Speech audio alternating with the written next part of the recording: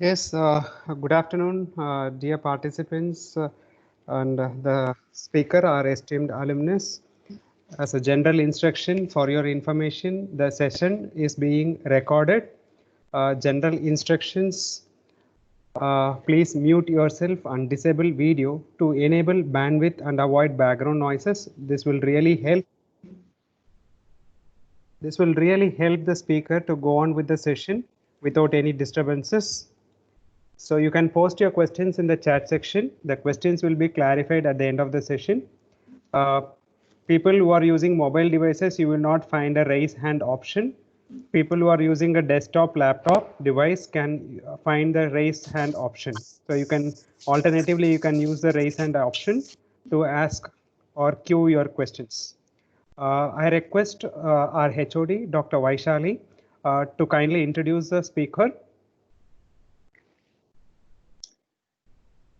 Good afternoon, dear participant. Good afternoon. Thank you, Selvam. Good afternoon, dear participant. I welcome you all for the webinar talk on transcranial direct current stimulation by Dr. Shanker Tedla.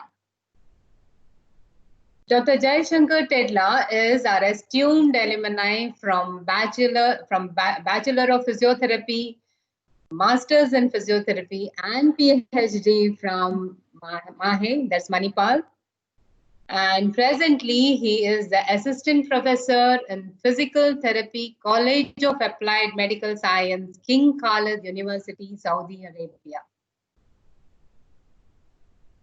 He has completed his fellowship in direct current stimulation from City University, USA.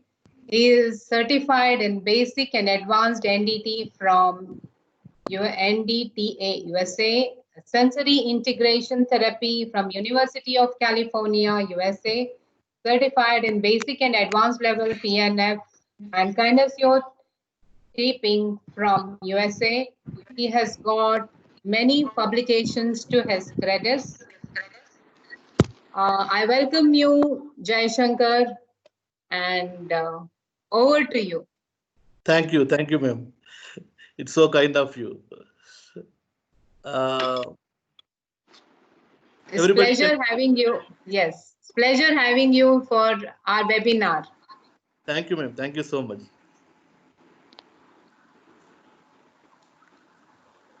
Good evening, everyone.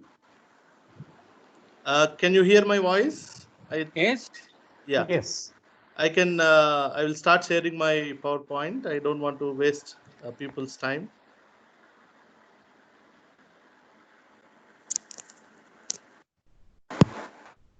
So here is my topic today. They can see my PowerPoint. Yes. Okay. Today's topic is transcranial direct current stimulation. And I welcome all of you for joining this session. My name already introduced. I need not tell anything about myself, but I am an alumni of Manipal University. And currently I'm working in King Khalid University, Saudi Arabia. This is the place where I am working. And I have done my fellowship in transcranial direct current stimulation in City University. And these are my mentors, Dr. Marom Bixon and Dr. Adam J. Woods. They have taught me in and out of tDCS. The objective of today's webinar is to make the participants understand the theoretical foundation of tDCS and to learn some basics of tDCS clinical application. Coming to what is tDCS? tDCS is the usual our common direct current which we use in iontophoresis in the traditional method, but only the difference is it is applied now onto the brain, exactly onto the scalp. So it is a form of neurostimulation that uses constant low intensity current which is delivered to the brain areas of interest via electrodes which are applied onto the scalp. Now coming to the different varieties of brain stimulations, there are so many varieties of brain stimulations. First is invasive and non-invasive. Invasive, you know, which is not into our part, which is deep brain stimulation, vagal nerve stimulation, which all are uh, embedded the electrodes into the body. The non-invasive one, which are more interested in the non-invasive ones also, we have two varieties. That is TMS, transcranial magnetic stimulation, and transcranial electrical stimulation. So these are the two varieties of stimulations. In the transcranial electrical stimulations also, we are more interested in transcranial direct current stimulation in today's talk. But there are other varieties like transcranial alternative current stimulation, transcranial random noise stimulations. Nowadays, there is like transcranial ultrasound stimulation, transcranial laser stimulations. Like that, there are many varieties of stimulations available in the market today. So this is a slide of deep brain stimulation, which they implant into the brain. So there are many similar treatments. Just now I am discussing. These all are the variety of treatments which are available to stimulate the brain. But as per today's topic, we are more interested in tDCS. Why tDCS is more suitable for physical therapists is definitely we don't want to use invasive techniques, which is DBS and vagal nerve stimulations are out of our reach. The second, we don't want to cause any convulsion to the patient. So another tool, that is magnetic stimulation and electroconvulsive therapy, which is used by psychiatrists. This is also out of our options. So we have only we want to choose only non-invasive technique, which is more beneficial for our neurologically affected patients or our patients who is suffering from chronic pains. So we have left with the majorly two options, that is TMS and tDCS. Even TMS is more superficial of action, and tDCS is more deeper in nature in its actions. So that's why tDCS is more suitable for neurological physical therapy practices in physical therapy. So coming to the basic of tDCS, the tDCS, as you know, it is a simple DC current, direct current, where the electrical current flow from anode to the cathodes, and whatever is there in the middle, it will stimulate. For example, if you put a bulb, it will stimulate the bulb and it will cause glowing of the bulb, like that. So the tDCS is non-focal. That means we cannot stimulate only one particular area of the brain only. There will be some amount of gross stimulation happens when we use a electrode size of 5 by 5. So it is non-focal, and it is non-invasive. We are not going to penetrate into the body with any of the needles or any of the things. So, and it won't produce any convulsions. If you keep this in mind, that it should not cause any convulsive forms, because the amount of current which you use is like minimal. It's like a 2 milliamperes. So because of that, you are not going to produce any amount of convulsions. So next point, it is delivered only with low intensity current. That's what we are discussing. And patients will be conscious during the treatment, and they feel only minimal amount of discomfort, like tingling or some kind of vague sensation on their head. That's it. It modulates spontaneous neuronal activity. Neurons become more or less likely to fire, and it does not trigger the action potentials. So that's why it is not going to cause any of the convulsive kind of changes in the brain. And many of the patients, sometimes they don't even feel that they have current. They may feel in the initial periods of 3-4 minutes. After that, it will fade off because of the adaptation process of the body. So people may feel a minor amount of sensation. As I am telling you, it's a just small amount of current with the 2 9-volt batteries. Majorly they used in the machine, and there is a anode and there is a cathode which is kept on the brain.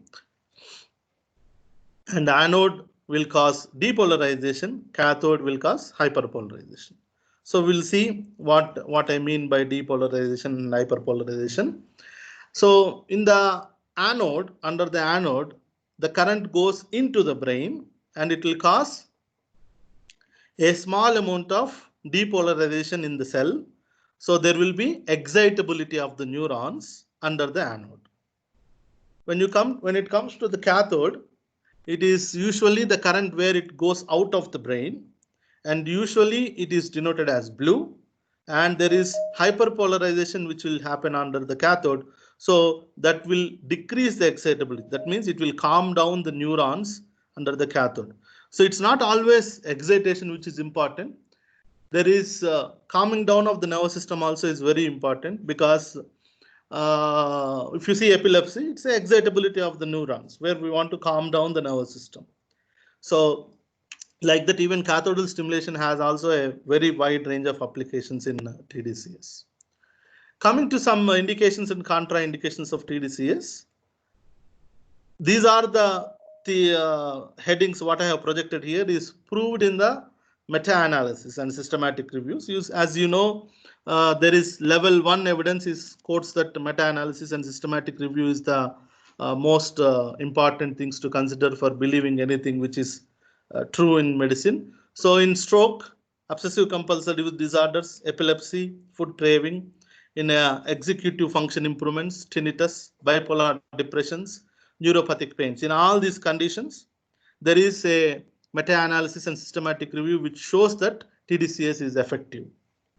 And in some other conditions where there are mainly RCTs which are going on, like cerebral palsy, Parkinson's disorders, multiple sclerosis, improving memory, cognitive functions of the children, depression, attention, spinal cord injuries. In all these cases, they are shown in benefit as a RCTs. I am going to project some headings of the studies, not to discuss all in detail about these studies, just to show you the evidence that these are existing. For example, in stroke, there is a meta-analysis and systematic review. When you stimulate the contralesional primary motor cortex in the post-stroke, opposite side of the brain which is damaged, then there is a improvement in the patient condition. So this is proven. And when you want to stimulate stroke people, there is improvement in the motor learning capabilities of the patient. Again, this is also proved in systematic review and meta-analysis. Like that, walking ability, like that, upper extremity functions. This is all proven in stroke. Then in epilepsy, it is also a very, very good beginning that it is going to decrease the number of epileptic attacks and calm down the nervous system. And it is shown improvements in epileptic seizures, in obsessive compulsive disorders. So this is all why I am projecting is to just show you the evidence. I cannot discuss everything in a small duration of the time. So it is there in the PowerPoint. You can go and look at into details in which conditions you are interested. So next comes to some contraindications when we cannot use this tDCS, especially when there is any metal implants inside the brain, or if there is any skin scalp damage in the area of the treatment. As a physical therapist, we all know that any aberration on the skin or any lacerations on the skin, when you apply the electrical current, it will cause burn or it will cause irritation to the patient, and it will be so painful for them to take it. So that's why in the areas of skin damage, we don't want to give. Any uncontrolled seizure disorders which we cannot control, we cannot give. In case of pregnancy and in case of substance abuses also, we cannot give the tDCS. The adverse effects, if my mentors see this slide, they will kill me. But since it is projected in some of the studies, I have to tell you, there is some amount of itching, tingling or burning sensations in some patients, not in all the patients. And there is some discomfort of some kind of discomfort felt by some patients, headaches. Even in a recent study we conducted where some patients, out of 54 patients, around 3 patients felt dizziness.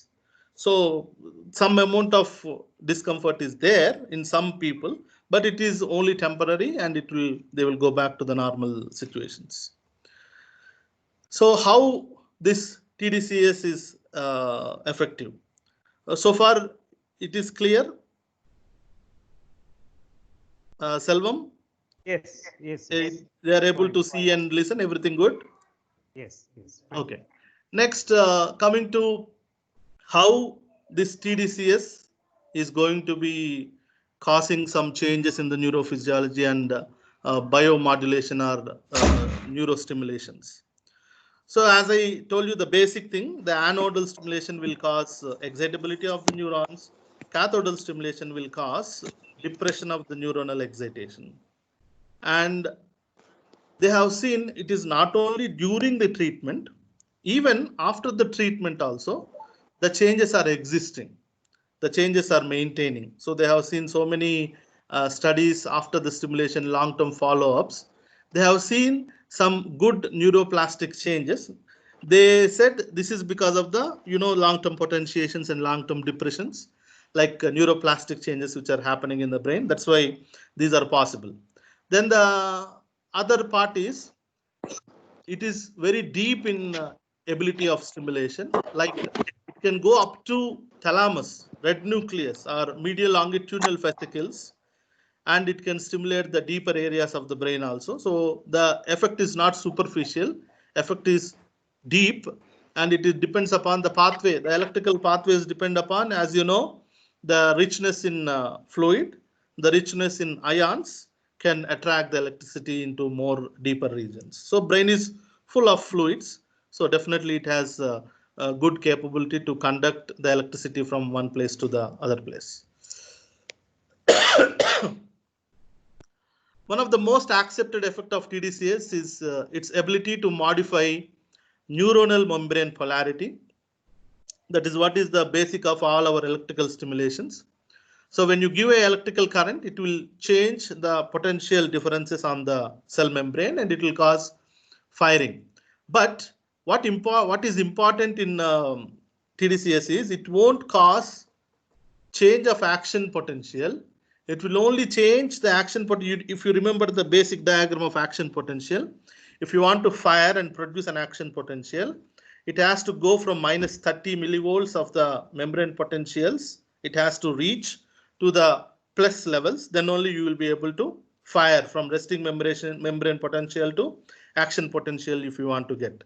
So it will be decreasing this potential and making the readiness of the cell, but it won't cause action potential.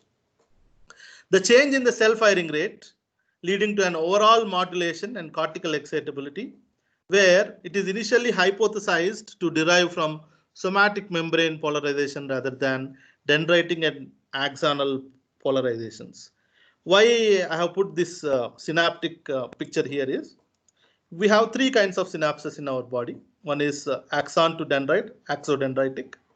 Second is axon to somatic system.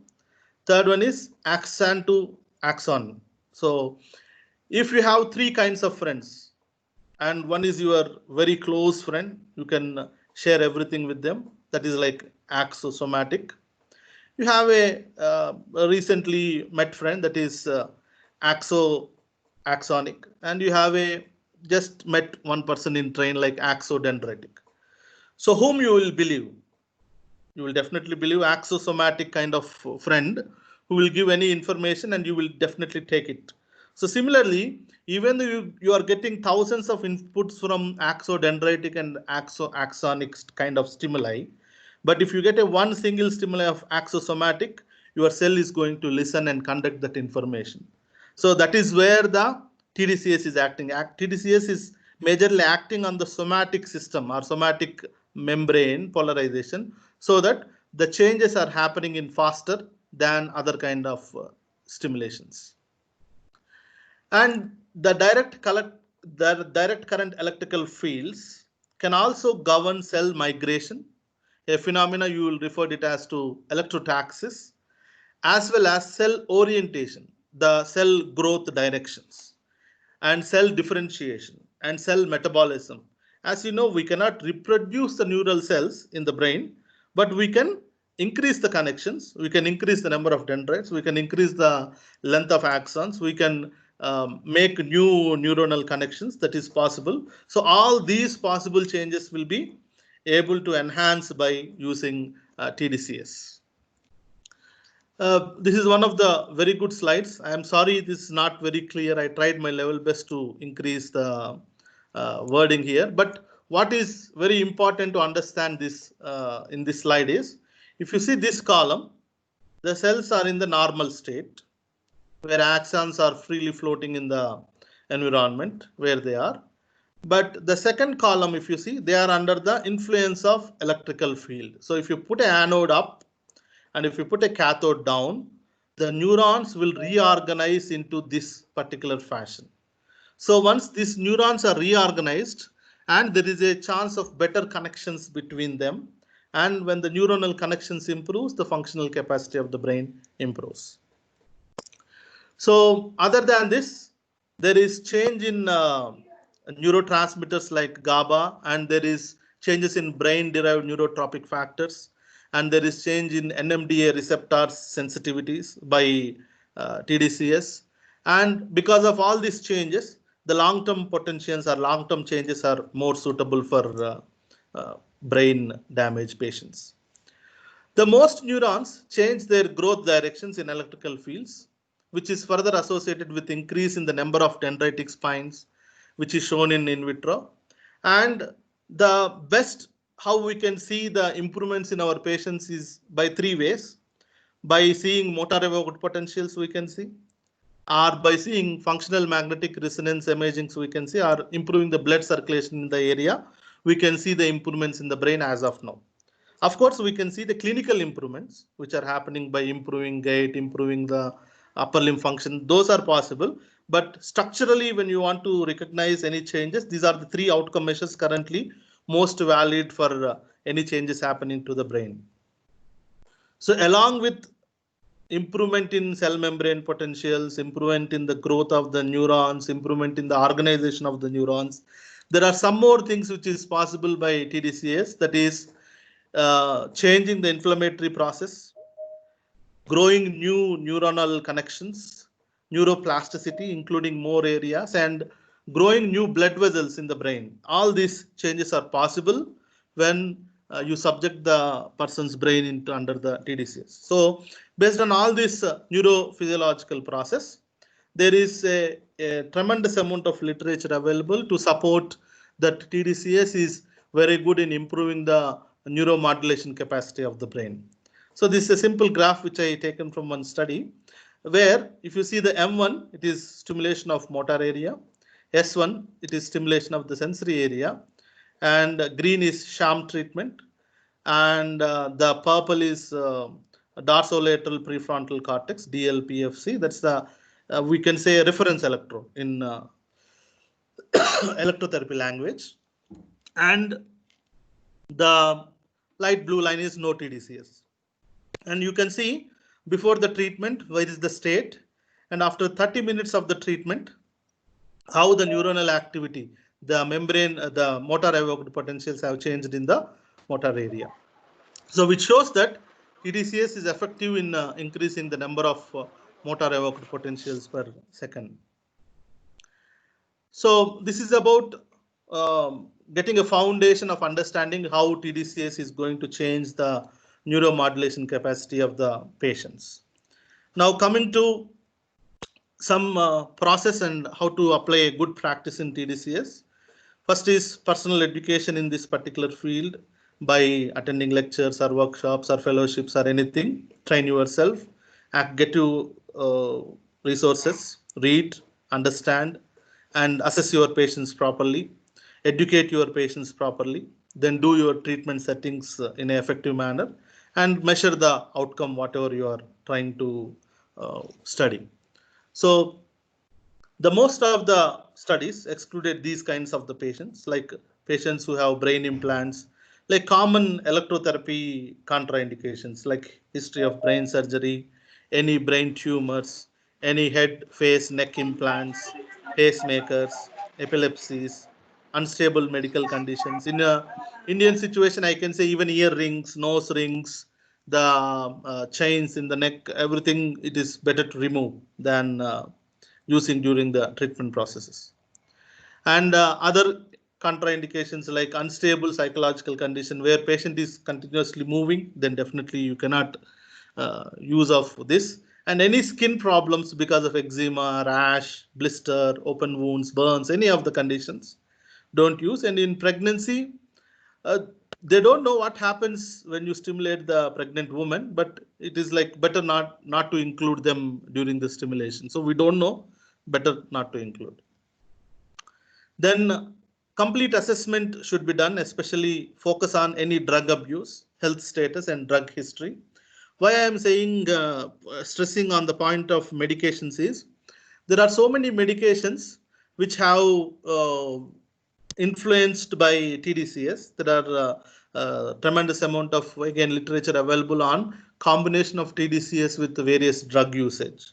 Our simple drug, that is Parkinson's disease, if you use dopamine, the normally cathode will do depolarization, but when you use with dopamine, the cathode will cause stimulation. Okay, so stimulation of the brain. So that's why when you want to use along with the medication, you have to be careful, and you have to be careful with the vulnerable populations and subjects who has sensory loss. Mention the positive effects of tDCS and mention about what patient is going to feel like mild tingling or whatever kind of feeling they are going to get during the stimulation process. And it's not like other electrotherapy treatments where you can keep the electrodes on the patients and you can do your job, or you can start applying the electrodes onto another patient, because you are dealing with a very sensitive part of the body, which is brain. Anything can possible when you start stimulating the brain. So you have to monitor the patients throughout the treatment and document all your steps of the treatment and any adverse effects if you notice during your treatment processes. So once you are ready with your indications, contraindications, and you are confident enough that this patient is more suitable for my tDCS procedure, then you have to choose the electrode placements on the brain. So how to choose the electrode placements on the brain? It is based on there are many approaches, but the standard approach we follow, it is the 10x20 international EEG electrode placement system, which is taken from EEG electrode placements. So they use the same placements for stimulating the brain areas inside the cranium. So this slide itself will take half day in my workshops, but if you want to know exactly, you have to go and read about it. But these are the areas. For example, if you see this picture, F represents majorly to the frontal area, C represents to the central area, T represents to the temporal lobes, P represents to the parietal lobes, O represents to the occipital lobes. And you will put a landmarks of bony landmarks, first nasaeon and ineon. Then you will put periocular points. So you connect lines from nasaeon to the ineon, and you connect the lines from periauricular point to the other periauricular point. Then you will get a central point that is called vertex point, that is CZ. So from this CZ, you will start dividing the area into 10% or 20%. That's why it is called as 10x20. So if you go 20% forward to this line of total length from nasaeon to ineon, then you will get the central point of FZ. And if you go 20% behind, you will get central point of parietal lobe, that is PZ. So when they divide right side and left side, the left side is given odd numbers. Like when you see any number with F3, C3, T3, F7, any odd number, that means this point belongs to the left side of the brain. And if you see any even numbers, that is 4, 5, 4, 8, 6, like that, then it belongs to the right side of the brain. So based on this, they decide which part of the brain is responsible for what kind of action. For example, if they want to stimulate the sensory motor integration area of the brain, then they choose C3. If they want to see verbal expression of the patient, then they choose F7. So like that, depends upon what is indication for your case, you have to choose the points on your cranium. So there are many softwares nowadays available, which is given by the companies like Soterex and Neurocons, where you have to put your patient head module into the system, and you can choose the points on the brain. And those points, when you put electrodes, how the electricity is flowing through the damaged area can be seen in the software. So those kinds of softwares are available now. This is example from that kind of software only, these blue diagrams. So currently, now we have two kinds of tDCS machines. One is conventional, second one is high definition tDCS. So till now we have spoken about some brief introduction about tDCS, some neuromodulation capabilities of tDCS. We have seen some indications, contraindications, and we came up to how to detect the points on the cranium. Now I am going into the application of tDCS onto the brain. So if you see this, the upper diagram, this is the traditional tDCS, where you have big electrodes of 3 by 3 or 5 by 5 size. These electrodes are, I'm going to go for specifications of these electrodes. The second one is tDCS of high definition, where you have 5 electrodes. You can have 7, you can have 10, you can have 2. That is possible, but commonly used high definition electrodes are 5, where the center one is the active one and 4 peripheral ones are reference electrodes or inactive electrodes. The one of the disadvantage of tDCS is it is non-focal and it will cause unnecessary exposure of electrical currents to the brain. So if you see the conventional tDCS, if you put one electrode on the right side, other electrode on the left side, you can see how much area of the brain is irradiated inside the patient. And similarly, if the same amount of current given by high definition, you are focused moreover to one side of the brain and you are not going to cause any stimulation onto the opposite side of the brain. That is what is advantage of high definition tDCS. So even the traditional one, if you can see, more than half of the brain is irradiated with the electrical current when it is 2 milliamperes itself. But when you use high definition, the amount of irradiation is decreased and it is restricted to one side of the brain only. Why? Because in conventional kind of tDCS, you give 2 milliamperes to right side and 2 milliamperes has to go out of the left side electrode or the opposite side electrode. 2 milliamperes is given at the anode, then 2 milliamperes has to come out from the cathode. So it will cause so much of irradiation throughout the transmission of the electrical currents. But in high definition, what happens is if you give 2 milliamperes to anode, there are 4 cathodes. So they all try to absorb the electricity. So the amount of current will be divided by 4. That means 2 milliamperes is divided by 4. So each electrode will get a 0.5 milliamperes. Not exactly, but this is how they calculate approximately, so that the stimulation happens 2 milliamperes, but irradiation from the cathode, unnecessary effects don't happen at the 2 milliampere level. They appear at the 0.5 milliamperes, which is very, very negligible.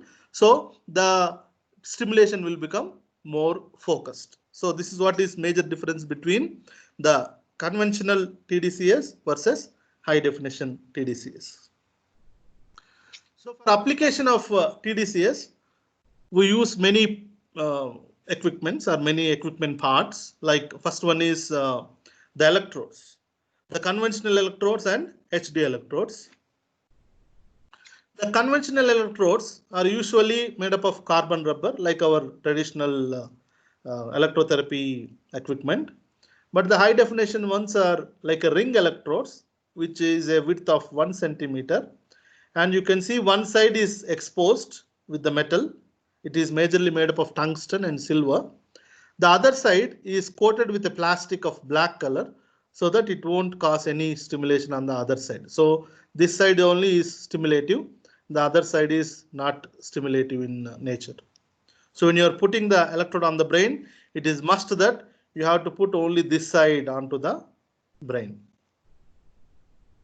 The conventional has different sizes like 3 by 3, 5 by 5, 5 by 7 centimeters or 7 by 10. But most commonly used is 5 by 5 electrode size. And if you want to be more focused, then you can choose 3 by 3 also. And as I said, HD has 5 electrodes commonly, and among them one will be the active electrode and other 4 will be the inactive electrode. For example, if you want cathode as a active electrode, so you will keep cathode in the center, other 4 will becomes anode. So the major inhibition will be under the cathode, all other 4 areas will be inerting this effect. Then along with the electrodes, you need some electrode holders when you are using high definition stimulation. So this is the electrode holder where you put a gel inside and you put your electrode and you can lock your electrode so that it won't move. It will be in place. So the electrodes and electrode holders. Or if you are using the conventional one, you need straps. How you need a strap in peripheral body. Similarly, you need a strap. But I'm sorry. These straps are made up of, again, different textures. It should not be too harsh, because if it is too hard, then it will compress the liquid around the sponge and it will cause leakage. Or it should not be too loose. If it is too loose, it will move the electrode into the position. It should be firm enough between these two lines. It should not be leaking the fluid around it, or it should not be moving the electrode. So it should be firm enough. For that, they have different methods like swimming caps. They have 2 U-shaped straps, or they have circular straps. They have net straps. Various methods are used by various people. But for high definition, you definitely need a swimming cap kind of thing with a holders in its places as per the 1020 electrode system. And you have to carefully choose the point and you have to mark it and you have to put the cap in such a way that exactly the hole comes into the area of your interest. Now there are variety of cables. The machine, the company people are, they have one basic unit, and from the basic unit, you can connect the advanced unit. Like HD, if you want, the HD can be connected only to the basic. So that means you have to definitely purchase the basic version if you want to have an advanced version. So like that, they made the machines. So they have the cable connections from basic to the battery to the basic to the advanced. Like that, they have cable connections. And the traditional one cables are very similar to ours, which we use in common electrotherapy, but only the different one is in HD, where you have 5 holes. In the 5 holes, the center one belongs to the number 3 belongs to the center electrode, and the 1 and 2, 4 and 5 belongs to the peripheral electrodes. So when you want to apply the electricity to the skin, you all know that we have to decrease the resistance of the skin. The skin resistance can be better decreased by water in peripheral body, but in the brain, they don't want to use the water because it will cause more seepage and it will cause easy transmission from one electrode to other electrode. It will make the head wet and it will won't restrict the stimulation to the area what you are interested. So that's why they want to decrease this problem by using a iron saline or by using gel kind of material, so that you can stick onto the same area what you are stimulating. And they have seen conductive creams also, which is effective in stimulating the brain by using conductive creams. So you can use the salinated water, or you can use gel, or you can use, for the best conduction, conductive creams. This is the basic machine, which is of Sotirex. I am not here to give any positive opinion towards any one machine and negative opinion to any another machine, not like that. I want you to know what are different stimulators are available, what is their advantages, what is their disadvantages. After that, the decision of choice is yours.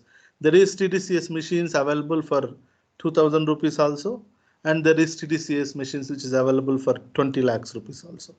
So What is important for you is how much current is going into the brain. Whatever the current you are saying, the 2 milliamperes, whether the 2 milliamperes of current is going into the brain or not is very important. So for that, these missions kind of, I can say Sotirex and Neurocon, they both have this kind of adaptability, like they have the contact quality. So when you keep the electrode onto the scalp, they decide how much is your contact quality between the electrode to the scalp. So if the contact quality is poor, that means even though you give 2 milliamperes here, the 2 milliamperes is not going into the brain. So there is impedance. So unless the contact quality goes beyond the mid section of the optimal range, then only they can stimulate the brain. As per the, this is all as per the research they have decided. And in these missions, this kind of setups are available. And there is a setup of sham control button, which is not usually available in the other kind of machines. The sham control button is very useful when you are doing a research. If you want to give a like a phantom stimulation or if you don't want the patient to get it, but patient has to feel that something is happening, sham kind of treatment, then automatically you put a sham button. Initial less than 1 minute, the current will come to the patient, and after that it will fade off.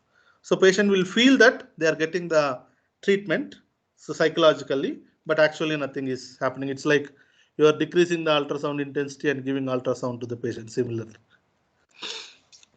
The HD1, in the HD1 also, again you have the lead scan, which is very important, again like a contact, how much is the contact between electrode to the scalp. So if it is gives a green light, that may, then only you can go ahead and stimulate. If it is not coming to the green light, then you have to go back to your electrode, remove the gel or decrease the gel, increase the gel, put electrode into proper position or lock it properly.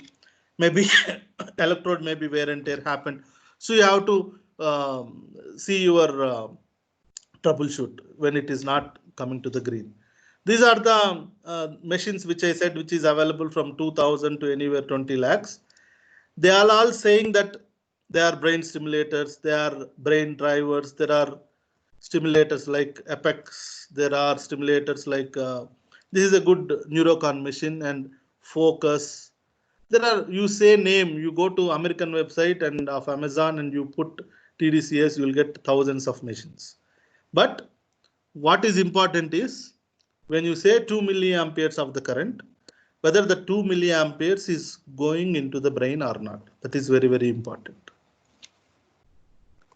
Because when you give 2 milliamperes, what is happening in the neuronal level is, I think as per the calculation, it is 0.28 millivolts, which is happening at the brain. As per the depth increases, this will further decrease.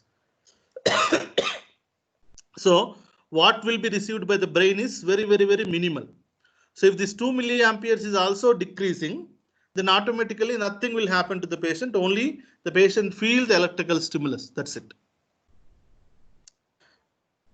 So that is what is important when you want to decide on the machines. The next comes to the montage. Montage means where to keep the electrodes. Where is active? Where is negative? So where is anode? Where is cathode? So in research, very commonly used montages are like M1SO. M1 means it is motor area, which is just in front of C3 in the picture what you have seen, motor area. And SO means just above the eyebrow, supraorbital. If they use M1 on the left side, then they will use supraorbital on the right side. Vice versa. If they use M2 on the right side, then they use supraorbital of the left side. So this is a very, very commonly used tDCS technique in many of the studies. Second one is bilateral motor, that is C3, C4. As I said, odd numbers are in left side, even numbers are to the right side. C3 is the motor area of the left and C4 is the motor area of the brain. For example, if you have a patient of right side hemiplegia, then which side of the brain will be affected? Left side of the brain will be affected. The left side of the brain is a damaged brain. The opposite side brain is the normal brain. That means right side brain is normal brain, left side brain is affected brain. So this is what we used in one of my postdoctoral studies. That is stimulation of the affected side brain by anode and inhibition of the non-affected side of the brain by cathode. So we have used this bilateral montage for stimulating our stroke patients. And dorsolateral prefrontal cortex, DLPFC, this is majorly to stimulate the frontal lobe functions. You can do on left side or right side based on whatever you want. There are another names like conventional montage, extra-cephalic montage, lateralized montages, HD montages. I will show you in picture wise what are these conventional montages and extra-cephalic montages. So these are the diagrams which they obtain from the software. What I mentioned before, that nowadays there is a software available to see how much current your brain is getting. So wherever you see red color, that means it is getting stimulated, that area is getting stimulated. Wherever you are seeing blue color, that means this area is like normal. Wherever you are seeing yellow, it's mild stimulation, orange, little more stimulation, red, definite stimulation. So anode is represented by red color, cathode is represented by blue color. So this is M1SO, motor area, anode, cathode on the supraorbital area. Again, the DLPFC, dorsolateral prefrontal cortex, to stimulate both sides of the brain, anode on the left side, cathode on the right side, vice versa, what you want according to the patient. And CZOZ, these are the conventional montages. CZ means in the vertex area, anode, in the occipital area, cathode. Then there is something called extra-cephalic montages. Extra-cephalic means one electrode on the brain, that is active electrode, anode, other electrode on the shoulder or the down to the neck area. So they think that, or they thought before, that when you use this kind of stimulation, the majority of the stimulation will happen only under the anode electrode and very least amount of current will pass to the opposite side of the brain. For example, if you put SO4, supraorbital here, it is causing brain stimulation unnecessarily onto the left side or right side. So they want to avoid it and they kept it onto the shoulder. Now you see in the software, what is it showing? The most of the effect is happening in the brainstem and cerebellar area and to the spinal cord rather than getting stimulation in the motor area of the affected side. So that's why currently very less number of studies encourage use of extra-cephalic montages because the amount of stimulation is more towards spinal cord and the brainstem. But when you want to stimulate the brainstem, you can use this, but not to the actual motor area or sensory areas. Last one, now coming to the high definition montages. When you want to use high definition montages, as I said, you can use 4, you can use like 2x2, 4x1. So when they use 4x1, it is more focused amount of stimulation. And when you use onto the left, right side is not at all getting stimulated. It's a very good thing. So like that, till now we discussed about various like indications, contraindications. We discussed how it is affecting. We discussed how to choose the points on the brain. Then last, coming to the treatment parameters. This is my personal opinion. It will vary from study to study and person to person. After reading so much of literature and after practicing so much of tDCS, this is what is my opinion. The machines which you can reliably use are like Sotirex and Neurocon. I'm not against any other machines, but these are the good ones which will give you definite results what you want. And montage basis, how to decide the electrode positions is by using international EEG 10/20 system that will give you the excellent placement of electrodes. And once you decide the electrode positions, test them on any software like Sotirex or any machine software, so that you will know exactly what you are stimulating. What kind of montage used based on what is needed for your patient. So if you need anodal stimulation, you will choose, you need a brain area stimulation after stroke, you choose M1 if it is right side stroke. If you want to stimulate the motor learning capacity, then you choose dorsolateral prefrontal cortex. If it is related, nowadays there is a vestibular stimulation behind the ear, which is especially for conditions of vestibular onset, that is vestibular direct current stimulation. So depends upon what is your condition, you choose your montage. The electrode size, if you are using conventional, it is available in various sizes, but commonly used in all the studies is 5x5 centimeters electrode size. The current intensity, there are machines now with 1 milliampere, 1.5 milliampere, 2 milliampere, 3 milliampere and 4 milliampere. All these are available. 4 milliamperes and 3 milliamperes are under the study. They are not yet completely proven. Only recent literature in 2019 is there that it is effective, which is done by Dr. Marom Bixson. But clinically it is not yet tested, but 2 milliamperes is very widely tested and it is very safe range for your patients. The duration of the stimulation very commonly used is 20 minutes to 30 minutes. So 20 minutes is the definite minimum time what they want to stimulate. And number of sessions, alternative days is preferable, 3 to 4 times per week. And maximum number of weeks, what I have seen in the many studies is 6 to 8 weeks is common duration to stimulate and see the effect of tDCS. And tDCS is one of the strong neuromodulation technique. If you use along with your strong physical therapy techniques like any kind of approaches, whether it is NDT or PNF or your conventional physical therapy, high intensity therapy, motor learning therapy, okay, any therapies, if you are constraint induced movement therapy, any kind of therapies, if you use along with tDCS, it has proved excellent results. One of my current study which is going to publish is in stroke patients by using PNF along with tDCS, and soon maybe hopefully it will come in another 3-4 months out. So these are the common parameters which you can use for tDCS, and make sure that there are some minor, very minor side effects like tingling.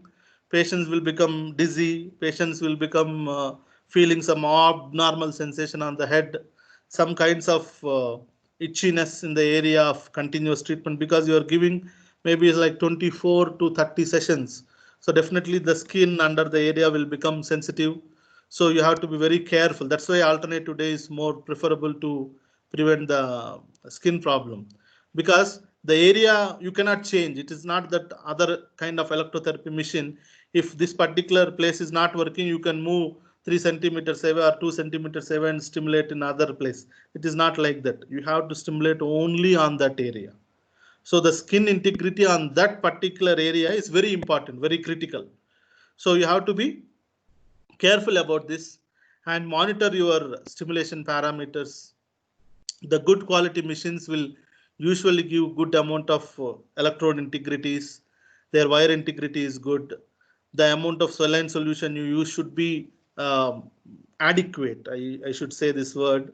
It should not be more, it should not be less. Usually they have done many experiments for 5x5 electrode size of sponge, which is directly taken from the pocket. It is already wet. So you have to give 5 ml of saline. That's it. That's more than enough to hold the electrode conduction for 20 minutes. And electrode contact onto the head, the impedance, how much skin resistance is there, how much electrical current is passing through the head area, any metal contacts in the area, how is the sponge quality, wear and tear of the sponge, even electrode wear and tear. You have to take care. For example, if you are using a high definition electrode, we use 5 electrodes. So what they do is, if I put central electrode today and tomorrow like 1, 2, 3, 4, 5, the number, then the numbers will change. Like it will become 5, 4, and the affected one will be keep on moving. So every time you stimulate, a different electrode will come as the active electrode, so that the wear and tear on the electrodes will be less, and you can observe the electrode for seeing any scratches or any rust or any kind of abnormality on the electrode. Maximum number of sessions you can use is the same electrode on the active area, it can come 2 times. That's it. So that means 2 repetitions you can do with a even tungsten silver electrode. So you have to take care of this electrode wear and tears. And during the stimulation, you have to be there. And during the stimulation, it is better patient not to sleep off rather than keeping their brain active. They have done different studies while doing tDCS to do motor task is more effective, or after the tDCS, the motor task is more effective. As per my understanding or my current practice, we will do first tDCS. We don't do any activity during tDCS. We don't combine it with any of the activities during the tDCS. We wait for the excellent effects, which will happen after 30 minutes to 1 hour of tDCS, which is shown in the neuromodulation capacities of the brain. So after 1 hour, if you train or if you keep your sessions of treatment, that will be more beneficial for the patient. And post stimulation, inspect the area, make sure that area is good and no disadvantages happened. Note down your adverse effects. All your documentation process should be proper. Your outcome measures taken should be proper, so that you can prove further about the improvements in your patients to them also and for the research also. So that is what is about a brief introduction to tDCS. And I sincerely acknowledge many people for getting me this level, especially Dr. Arun Maya, Dr. Vaishali K. Rao, all my mentors, Dr. Marom Bixon, Dr. Adam J. Wood, all my universities where I am associated, like City University of New York, who taught me this level of education, or the Unisiam where currently I am doing associated as postdoctoral fellow, and in King Khalid University where I am working now, and all the basics are poured into me from Manipal University. All the pillars are from there only, from KMC Mangalore, my family, my patients. I really thankful to have all these positive people around me. Because of them only I am able to deliver some amount of knowledge to you guys. Thank you so much. Thank you, everyone. Thank you so much, Dr. Jayashankar. You're welcome. For that wonderful session on transcranial direct stimulation. Okay. So the session is open for questions. Okay. You can stop sharing your screen. Yeah, I'm doing that. Is it stopped? Yes. Okay.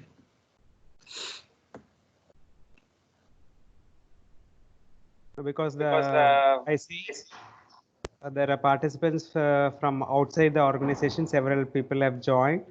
Definitely there will be questions because the topic is such that it is an unexplored area. Yes. And relatively new to this part of the world. So not many are practicing tDCS here. Okay. I hope there will be a lot of curiosity and questions. So please feel free to ask questions, participants. Yeah. Good evening, sir. Yeah. Dr. Jayashankar. Yes. This is Sivakumar from KMC Manipal. Yes, sir. I'm a physiologist, but basically I'm a physiotherapist. Okay. So I have some few questions. I got a little delayed in attending your meeting because of the internet issues. I don't know whether I missed it or. So I'm just asking you some questions. Please pardon me if it is a repetition. No problem. Sir, which side are you going to give a stimulation? On the affected lesion side or in the unaffected lesion side of the cerebral cortex? It depends upon what you are doing. For example, in stroke patients, they have done affected side stimulation also, and they have done non-affected side stimulation also, and they have done both together also. So the affected side stimulation is to enhance the activity of affected side. Non-affected side is to depress the activity of normal side to take over the function of the affected side. And both sides is to get a combined effect. So, okay, what is your experience on that, sir? Which one is effective? Which is effective? Currently, I am working on bilateral stimulation. That is affected side I am stimulating with anode. Non-affected side we are stimulating with cathode. And we got very good results with this. Okay, sir. Okay. Thank you, sir. And second question is, sir, what is the difference between the transcranial direct stimulation and then the transcranial magnetic stimulation? What is the difference, sir? Yeah, the transcranial magnetic stimulation is using mainly the principles of magnetotherapy or magnetic stimulation of the cells. So here we are using electrical stimulation of the cells. The magnetic stimulation, it is little bit intensive, and there is a chance of getting a convulsion. It will produce action potential in magnetic stimulations. In electrical stimulation of direct current, when you use 2 milliamperes, there is no production of the action potential. Okay. In transcranial magnetic stimulation, due to the interference of the waves, again the electricity is produced inside the brain parenchyma. Is it, sir? Yeah, but it is high intensity. Okay. Sir, So are they not using the transcranial magnetic stimulation now, sir? Are the people have migrated towards a transcranial direct stimulation? They are using. There are some valid indications for transcranial magnetic stimulation also. When it is carefully used, there are many conditions like psychological conditions. There are healing needed whenever in the peripheral regions. So they are using magnetic stimulation, but they are shifted from continuous magnetic stimulation to pulsed magnetic stimulation to decrease the effect of intensity. Okay, sir. Okay. So one more question. Sir, usually when we talk in terms of physiology, we say body is a volume conductor. And then the brain also has to be the skull, and then the CSF, brain, everything is a volume conductor. So when you give a direct stimulation, what is the sure that you're stimulating that particular part? Because it is all ions, right? CSF is completely filled with ions, ECF. The current intensity can always spread and it can activate the whole cerebral cortex, right? That's possible. Yeah, but in the electricity, when we have anode and cathode, the electricity can go into any direction, but it has to reach to the cathode. So there is a pathway. I'm sorry. There is a pathway which is created in the brain, which is seen in the currently advanced softwares. When you keep an electrode of this size with this intensity on the brain area, and you keep a cathode on the opposite side, based on normal neurophysiology, what is available, what is the path this electrical current is taking is monitored in the softwares. Okay, so that's in spite of, yes, sir. Please go ahead. That's why in all the current high-level neuro research, before applying onto the patient, they will purchase the software from the companies, which is almost have a validity of more than 90%. That 90% chances that current will flow in the same direction. 90% chance that current will flow in the same direction. They will make sure that they are stimulating the required area of what their interest, and they will stimulate. Okay. So again, thank you. Oh, sorry. Yeah, because we are seeing other, Yes, sir. Yes. Let them ask. I also have some questions. I'll ask them later if it is time permits. Thank you so much, Dr. Shivakumar, for joining. Thank you for your good questions. Yeah, for the questions. I see Mr. Naveen Kumar Balne has raised his hand. I request Naveen to please unmute yourself, introduce, and please ask your question. Yeah, good evening, Dr. Jaya Shanker, sir. This is Naveen Kumar from Hyderabad Nizam Institute of Medical Sciences. Very Hi, happy to see you presenting this most interesting topic. Thank you. So I was also joined like Dr. Shivakumar sir. So Okay. I don't know whether this content is already discussed in the presentation or not. Please excuse me if it is already presented. No So now problem. I just wanted to ask the similar area of Dr. Shivakumar was asking. That Okay. is the immediately after the stroke. So Mm-hmm. what is the physiological way of unaffected side brain unaffected side? Mm-hmm. So that is the first part of my question. Whether the unaffected part is going to inhibit the affected side or is it going to take over the action? That is the first part of my question. The second thing is, if we start facilitating artificially by volume conduction method by creating a least resistance path through anode and cathode. Mm-hmm. So the almost linked up to the same question. If we facilitate affected side brain with the anodal stimulation, what happens to the natural recovery process of the brain? So these are the two questions. Sir. Yeah. One important thing which is already proven in meta-analysis is you do anode stimulation of affected side brain, there is increased the excitation of the affected side brain. And when you do cathodal stimulation of the non-affected side, that also increase the activity of affected side brain. This is proven in the neurophysiology. So that's why what they assume before stimulating the non-affected side is the normal side, whenever there is a damage, the neuroplastic changes will happen like any similar side of the opposite side brain will try to function in excitement. When it sees the excitement of opposite side, the recovery on the affected side will be like almost like nil. It will be stopped or it will be inhibited. So to prevent that inhibition of the affected side excitability, they started with stimulation on the non-affected side. So that's why now both are important. We want to excite the anodal side, and at the same time, we don't want the opposite side to take over the function in the initial period. Maybe in the chronic stage, yes, we need a compensation by do or die. But in the initial stages, where after like acute period, like 7 to 21 days, once this acute period finishes, your brain will start recovering. Your brain will start trying to absorb the penumbral area to the normal zone. So in this particular period, we want to stimulate the brain or we want to excite the neural cells to take over the function which are in dormant stage. And for this, we need a stimulation by anodal current. And at the same time, not only tDCS is enough. I am saying tDCS alone is not useful. tDCS is like a conjoint therapy, which is going to change your neuronal capability or neuronal modulation. Once your neurons are excited enough to participate in the activity, what is peripherally happening, this effect will be increased or this effect will be superimposed onto the brain and brain will start learning the function.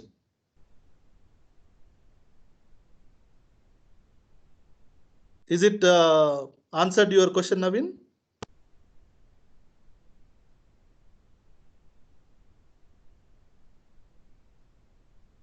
Hello? Yeah, Jaishankar sir, yes. Yeah. In relation to the same point as you mentioned, so Yes. unaffected side is hyper reacting to stop the activity of affected side in the acute phase.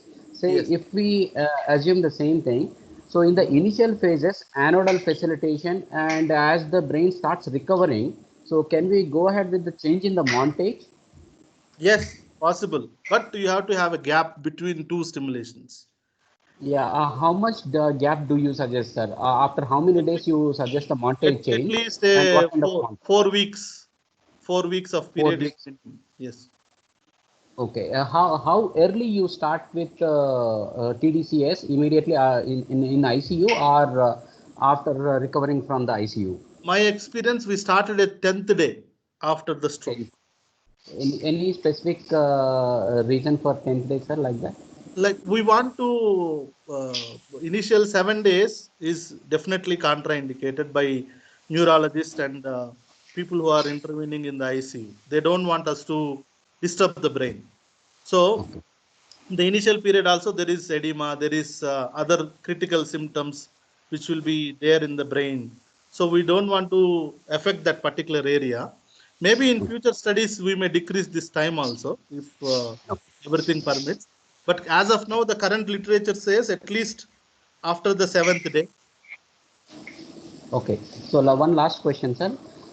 In these stroke cases, say for example, if you want to use tDCS as a adjunct treatment, uh, how do you find the results in different types of stroke, like whether it is a hemorrhagic one or a ischemic one, patients with thrombolytic patients, patients with recovery mode, patients Yeah, with there will be differences. yeah, Definitely, there will be yeah. differences versus hemorrhage versus the infarcts. So, Okay. but most common ones, what we have seen in our research is infarcts only. Okay. And in fact, these kind of cases have showed very good recovery than hemorrhagic cases. Okay. So maybe infarcts will be doing better. Okay. After thrombolysis? After thrombolysis, definitely better, definitely, because once thrombolysis is done, the blood circulation is regained into that particular area. So we Okay. expect good recovery only. Yeah, fine. Thank you. Thank you so much for patient answer, sir. Your presentation is as usual. So whenever we see you, we feel like, yeah, our colleague is in height. So wherever you are, you prove yourself and you encourage others and you motivate many around you people, around you, sir. Thank you. Thank you so much for very nice, detailed presentation and enlightening us in case of tDCS application. Thank you so much. Thank you, Thank you Naveen. for the organizers also. Thank you. It is all because of people like you around me. Yeah, Thank you, sir. thank you, Dr. Naveen, colleague from Hyderabad who has joined the session. Thanks for showing your interest in joining our alumni webinar. Any other questions? Thank you. Thank you. Any questions from participants? Hi, Shanker. This is Mani, sir. Hello, sir. Yeah, no questions. Just to comment. Okay, it was a wonderful presentation. Okay, the confidence is really boosting. So it was nice to hear from you. Otherwise, how are you? How is your practice? How many patients have you treated with tDCS? We are treating, sir. Here, many patients we are treating with tDCS, but in most of the clinical trial happen in India. What is the scope of that? Yes, sir. Right. So, what is the scope you expect? I mean, you see in the near future, will it come in all clinical clinics? Yeah, it's like I want to put a tDCS studio, Okay, right. It's like not But only. any other complications that you encountered? Sir, because when we rule out the patients with a good inclusion and exclusion criteria, till now I never felt any patient got any convulsions or any loss of consciousness like that. Nothing happened to my patients or my mentor patients, whatever their experience. Till now, nothing has happened. So I have treated more than around 500 cases till now with tDCS. So in all of them, there is no serious disadvantages except, as I told you, some dizziness. Some people will feel, or they feel some amount of heaviness in the head. Some people have the skin damage. This is because of already they have some skin condition. So only these kind of minor issues. No, what is the, suppose when a patient gets a treatment and the next day, was the patient willing to come, or there is hesitancy? No hesitancy, sir. We educate the patient in the first session that it is not electroconvulsive therapy. Many of the patients has this question. As soon as you say I am going to apply electrical current to brain, they think that we are going to give them a shock. So they have this feeling, first of all. So we will tell them very clearly, and we will apply onto one of our colleagues or ourselves. We will apply onto their body, and we will show them this is what is the minimal amount of current or maximum amount of current you will get, and they are good. Once the session started, I have not seen any dropouts unless Oh, good. That's some fine. some of the financial or some of the other reasons, not because of the Right. fear of the treatment. Okay. Right. Okay. Thank you, sir. Okay, Thank you Shanker. to Thank you Yeah. so much. Nice you to are listening to my lecture. I am proud of myself now. All It is our in favorite fact in fact it is our all pride remember. that our alumnus is doing very well across the globe. So we take pride. And Yes, we have been definitely. joined by two other participants. I see Dr. Gopi Krishnan from Speech Therapy Department. He has joined. And Yes, sir. after which we'll take question from Dr. Ravi Kumar. Okay. So first, Dr. Gopi Krishna, please proceed. Yeah. Thank you, Dr. Shanker. Oh, Jayashankar, I'm sorry about it. Anyways, I am from the Department of Speech and Hearing here in Manipal. So Dr. Mani and Dr. Selvam, we are our colleagues here. Okay. And I am interested in persons with stroke and aphasia. Okay. So, and we have some projects, which is ongoing that uses tDCS. So, I just wanted to know, out of my curiosity, I just wanted to know, have you, anyways, you would be providing physical therapy to the persons with stroke and other sorts of brain Yes, sir. injuries. Yes. Have you ever experienced or even casually observed any improvements in their speech or language functions? Though they were not undergoing any specific intervention for that, after this, Yes, sir. appreciation We have of seen. tDCS. We have seen. Okay. We have seen. Okay, so now where you work, has this been undertaken? Like any sort of studies or observations are systematically undertaken? Yes. I am only doing systematic review. Okay. Sorry, No. What I and wanted to ask you is that, is there anyone who is actually doing this study in systematically studying the improvements or variations in the communication skills following no. tDCS? Okay. No, sir. We are majorly focused on physical things only in our outcome measures. Okay. So, But you have noticed that, right? Yeah, we have noticed improvements in the communication that is skills. sure. That is sure. Speech Okay. improvements are there. Communication improvements are there. But not Okay. outcome measure wise, we did not monitor. Okay. I get that. Okay. Yeah. Because currently we have a project which we are actually using this tDCS system or tDCS for the improvements of language functions in persons with stroke.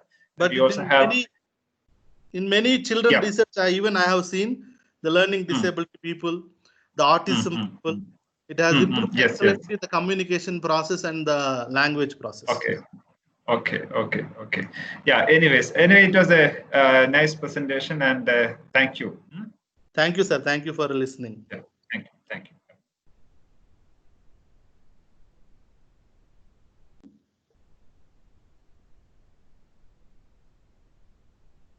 Thank you, Dr. Gopi Krishnan, for joining Yeah. our session. I just I can ask a very quick question. Dr. Jay, you mentioned that there are software programs to track the flow of current from the from one electrode to the other electrode. So just have a quick question: how expensive are they?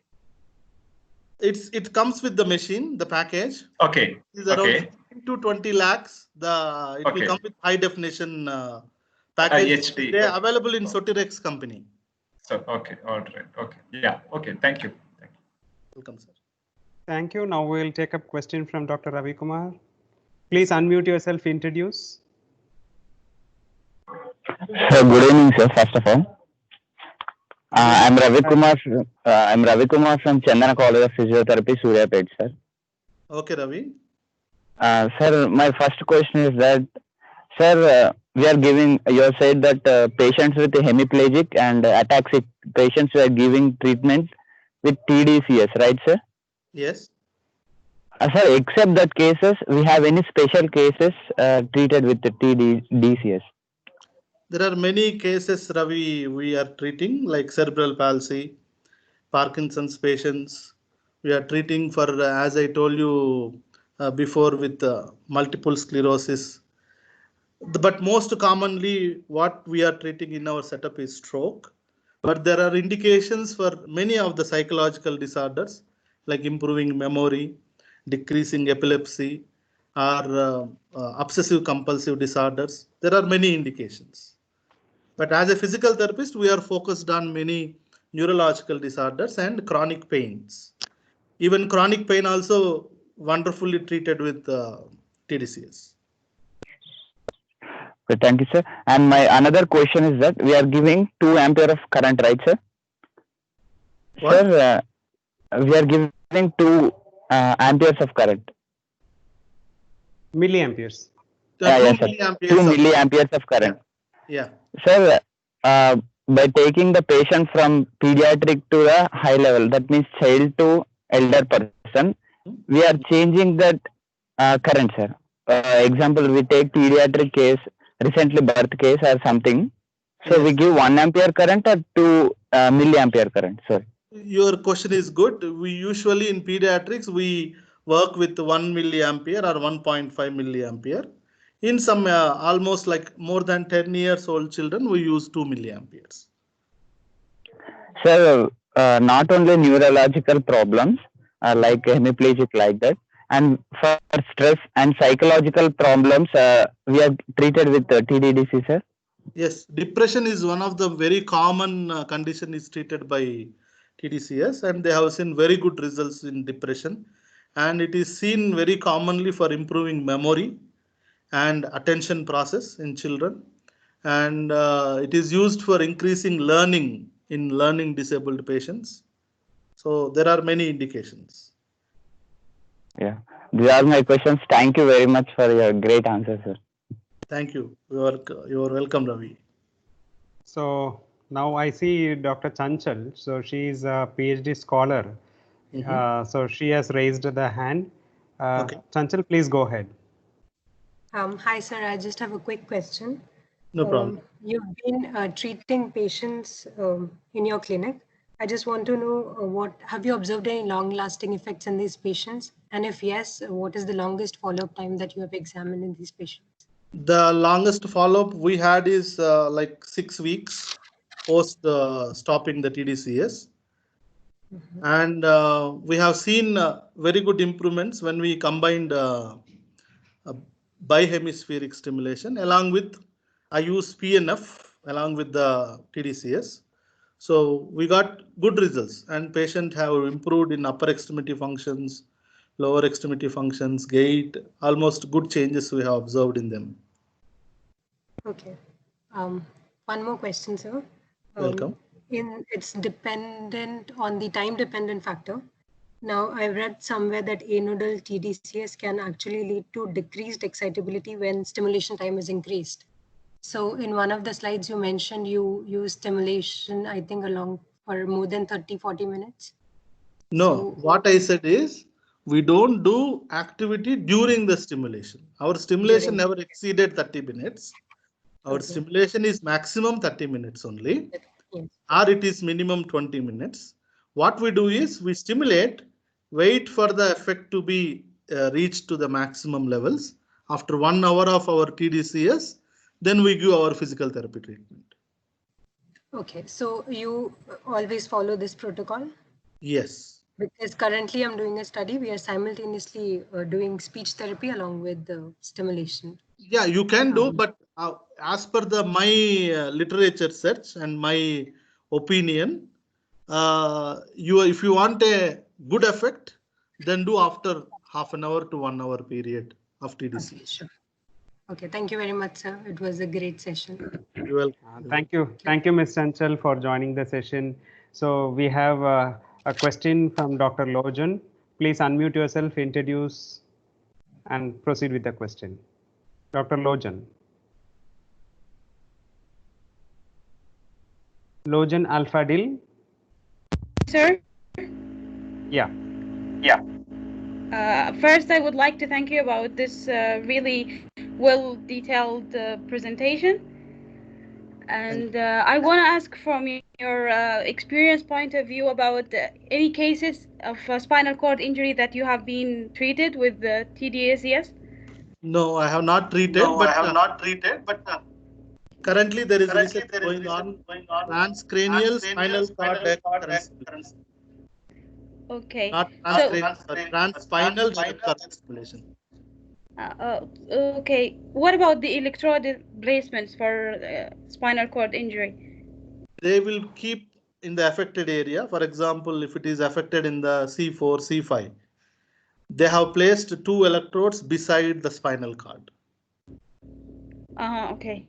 So does it make a mass effect on the whole function of the patient, or we can localize the effect to be in one specific function? Say, for example, bladder, improving the bladder function, or reducing spasticity or such thing. No. As I said in the definition itself, it is not focal. Yes. The stimulation is not focal. We cannot go onto single neuron or single area of the stimulation. It is not yet improved to that level. We are trying their level best to get the HD system so that the unfocused area can get towards little more focused, but it is not definitely restricted to single kind of improvements like bladder or spasticity. The improvements are together. The stimulation is also focal, not focal. It is together. It's together. Okay, just one more question. In cases of cerebral palsy, if the child have convulsions, is it absolute contraindication for the treatment, or uncontrollable seizures? That means even with the medication, if the seizures are not under control, then it is contraindicated. If the patient is under medication and seizures are under control, you can treat them, but caution. Because we are trying to run one study on epilepsy, we are trying to do EEG, find out which is the focal area which is initiating the waves of convulsion. In that particular area, we want to keep cathode and suppress the neuronal activity in that particular area so that we can treat epilepsy. This is what is the challenge next to us, which we are working. But currently with treatment of cerebral palsy, first, definitely most of the CP children have MRI scans. You know which is the area of damage. Many times the convulsion is a facilitation of inhibition of the dead tissue, which is happening between the motor or any of the area which is just behind it. So try to avoid keeping electrodes in the dead tissue area. Okay, in cerebral palsy, especially if it is focally localized onto the MRI. If not available, then this is the what I said. If the patient is not having seizures or uncontrolled seizures, then don't give. Controllable seizures, they have seen seizure only 6 months before and child is under medication, you can treat the child with tDCS. Okay. Thank you very much, sir. Welcome. Thank you, Dr. Lojan, for joining our session. Yeah, any other questions? Selvam sir, am I permitted to ask last question one? Yes. Yes, sir. Yes, sir. Yes. Sorry, sir. Okay. No, sir. When you have shown that software, I see there are some activations in the cingulate gyrus, and I believe there may be actually activations in the hippocampus and some other limbic structures. Yes. When you give it for a little long term, you said it is probably a month or something like that, sir, 4 weeks or something. To stop the treatment? Yes, sir. How long will you be giving treatment? We'll be giving 6 to 8 weeks. Around 2 months continuously we can give. Yes, sir. If you give it for 6 to 8 weeks, then these limbic structures and mainly the hippocampus and then cingulate gyrus, there is a high amount of neurogenesis is happening, and the neural circuits can change very fast. Yes. Have you observed any long-term changes in because of limbic system, so that there are long-term, this can be called a side effects, the behavioral changes or memory changes or learning problems and all those things, sir? Yeah. Based on your experience. Whatever changes we have seen in my limited children experience, we have seen positive changes only, sir. When we have kept the electrodes into the standard motor area, that's why we are afraid of stimulating everybody, because we don't know how the current pathway will take, in what direction it will take. But definitely we have not observed any of the like irritability or increase in attention deficit or any kind of abnormal features we have not observed. Parents are usually, we did not keep it as outcome measure, so we are not able to objectively tell you. But what parents usually report to us is, he's becoming better, He's able to focus. He's able to memorize. His attention is better. He's able to speak more. So these kind of features, what usually the parents have shown, or parents used to report to us. Okay, sir. But Thank you, sir. it is not controllable. That much I can definitely say. Yes, sir, because I see that there is a limbic system which is getting activated. Yes. I can see a cingulate gyrus is getting activated. Yes. So yes. there might be a problem, might be in the learning, memory, behavior, all of those. That's what the things are. Thank you so much, sir. Yes. Welcome. Thank you, Dr. Shivakumar. So we'll take the question from Dr. Anamika, and then we'll again go to Dr. Naveen Kumar. Okay. Dr. Anamika, please unmute yourself, introduce, and proceed with the question. Hi, sir. First of really good presentation, sir.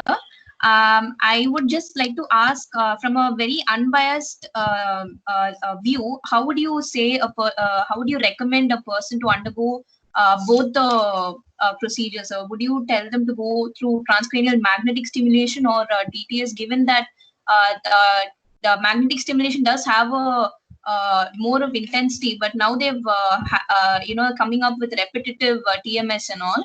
So do you think the effects are less in that? So how do you justify both the procedures? So have you seen any kind of recovery that happens like faster in this one procedure compared to the other? It's a good question. Yeah, Which one to go ahead, TMS or tDCS? Yes. My most of the experience is with tDCS. I am not very well with TMS. Okay. But I'm not used into many of the patients the TMS also. But the answer for your question is depend upon what kind of condition you are treating. Okay. There you can choose whether it is TMS or tDCS. If it is the area of damage is deeper than 3 centimeters, and the area of damage is requiring like soothing down effect or excitatory effect, because most of the magnetic stimulation is excitatory only, and the depth of penetration is one of the important criteria, and the condition, like what kind of condition you are treating, whether patients are ready for getting adverse effects, all those things will determine whether you want to choose TMS or tDCS. Sir, when is the earliest you've seen any sign of recovery, sir? The longest you've mentioned, like, so earliest have you seen, like, how many settings later have you found out? Some things are like psychological. Okay, some patients will say that after 2 sessions or 3 sessions itself, they say we are better, we are feeling better, we are able to walk better, we are able to do better. But we never do the outcome measure evaluation so fast. Regarding the pain has improved by 3rd session itself.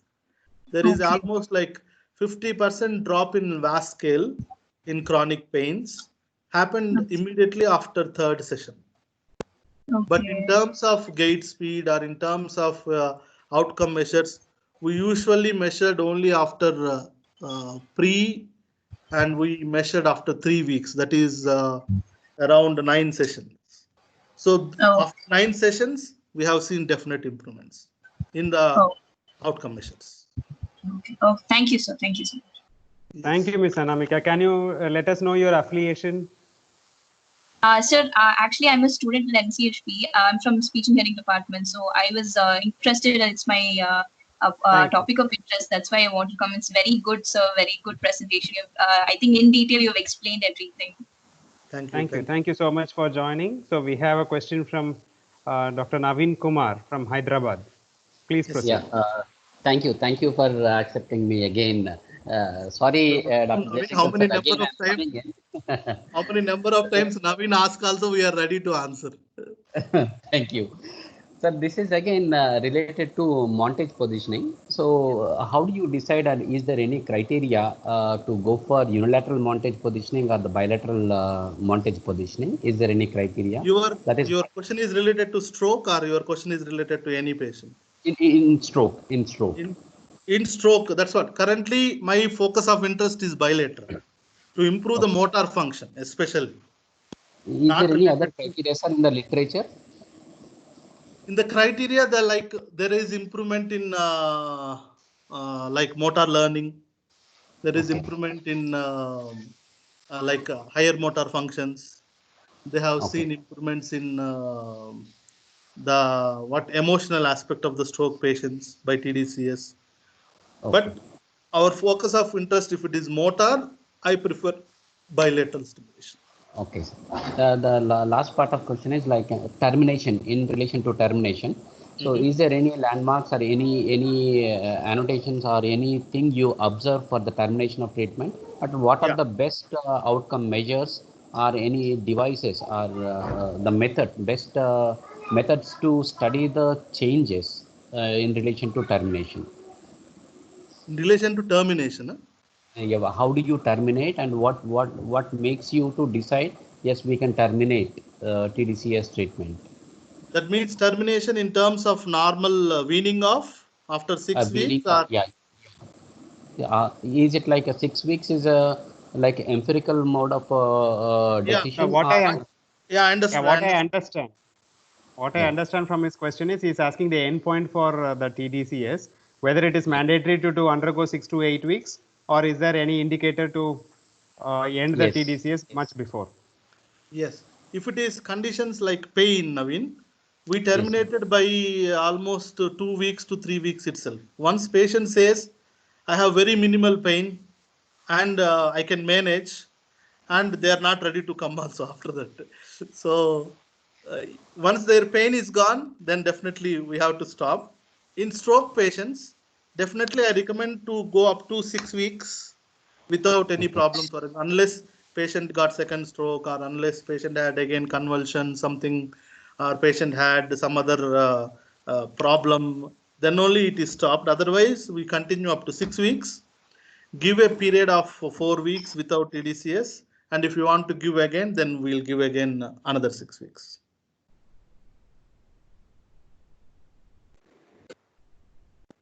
Okay, Naveen? Thank you, Doctor.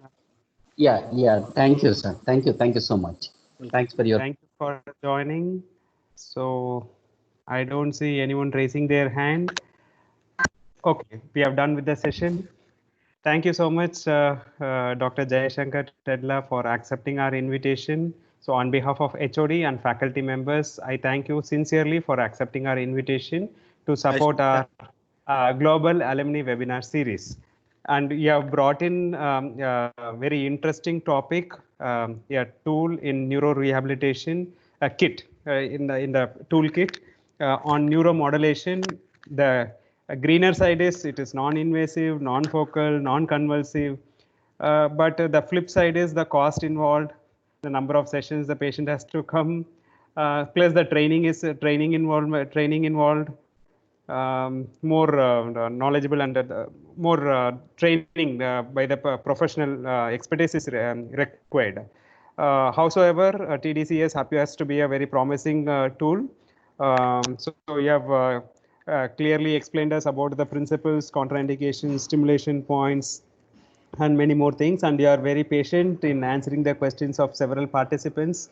We should thank sincerely for taking your time and sharing your knowledge and experience in this particular topic. Your final thoughts. Even if I tell million thanks also, it is not enough for Manipal University, because that is what given me life. The way I came to Manipal,